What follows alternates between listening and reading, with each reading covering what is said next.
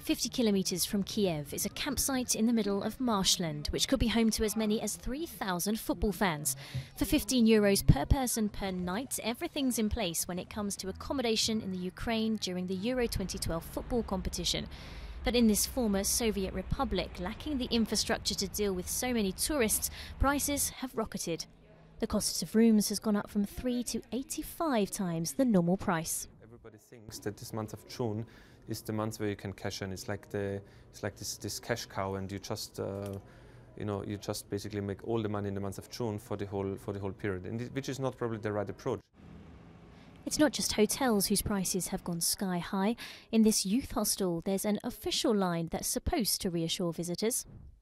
For example, as in Sweden, the dorm bed price at a normal day is about 30–35 euros per person per night. So that's what we are. A manager at the youth hostel interrupts the interview. The question of prices is clearly a touchy one, and for good reason. During the Euro 2012 competition, the price of a bed in a dormitory ranges from €120 to as much as €170 on game nights. Meanwhile, university buildings have been refurbished and the students kicked out, so their rooms can be rented for between €50 and €150 a night. UEFA's vehemently condemned the price inflation, hitting out at what it calls bandits and crooks. The Ukrainian government has promised to prevent excessive pricing. Alarmed by the unscrupulous reputation their country is developing, some Ukrainians have set up a Facebook page offering free accommodation.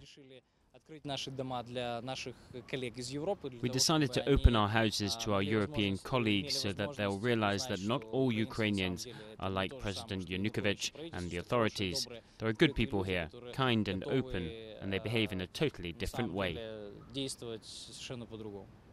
According to estimates, the price of a room in Kiev is on average double that in Warsaw. Add to that the difficulty of accessing a number of Ukrainian cities, and it's not surprising the matches in Poland appear to be sold out, while tens of thousands of tickets are still on the market in Ukraine.